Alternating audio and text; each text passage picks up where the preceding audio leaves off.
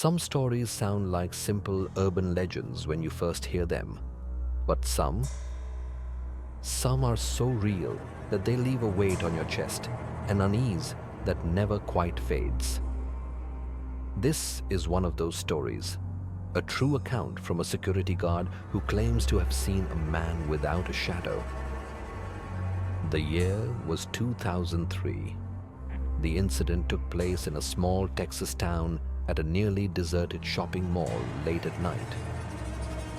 A few shop owners were closing up, janitors were finishing their shifts, and the last customers had already left. But that night, one person never walked out of the building. The man who tells this story is Mark Reynolds, a veteran security guard who had worked there for years without incident. But that night, inside that mall, he saw something he could never explain. And after that, his life was never the same. At around 1:15 a.m., Mark was watching the security monitors, ensuring that everything was in order. The janitors were still inside, but everyone else had left. Then, out of the corner of his eye, he noticed movement near the entrance. He leaned in closer. At first, he thought it was a customer who had stayed behind, but something was wrong. The man's body was blurry on the camera, his face indistinct. He looked like a shadow, a hazy silhouette standing just outside the store aisles. But the strangest part, the man had no shadow. Mark blinked.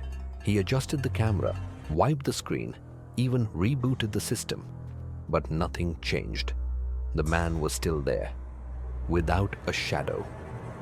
Trying to make sense of what he was seeing, Mark reached for his radio to call the janitors, but the radio was dead. Mark decided to investigate. Walking toward the main hall where he had seen the figure, he felt the air shift. It became unnaturally cold. But when he reached the spot, no one was there. And that's when one of the janitors vanished. The last person to see him was his co-worker James. James, looking shaken, told Mark he was just here. He said he was going to the restroom, but he never came back. Mark and James searched the mall, checking restrooms, storage areas, and all the exits. There was no trace of him. Only a mop bucket near the restroom entrance and a few scattered water droplets on the floor remained, as if someone had been there just moments ago, and then wasn't. Returning to the security room, Mark checked the cameras again, and then his blood turned to ice. The man was back. This time he was clearer, but he had no face. Mark's hands trembled. This wasn't possible. Then slowly, the figure tilted its head and looked straight into the camera. And at that exact moment, the entire mall lost power. Frozen in place, Mark could hear it now. Footsteps echoing down the dark corridor.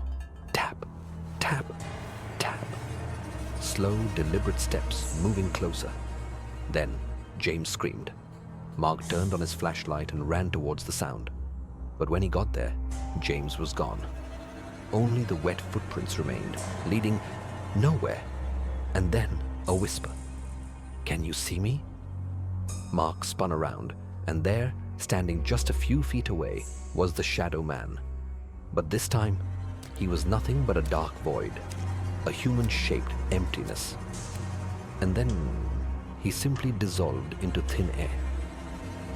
The lights flickered back on, but James and the missing janitor, they were never found. Police took Mark's statement. The security footage backed up his story. The man had been there, but his face never appeared clearly.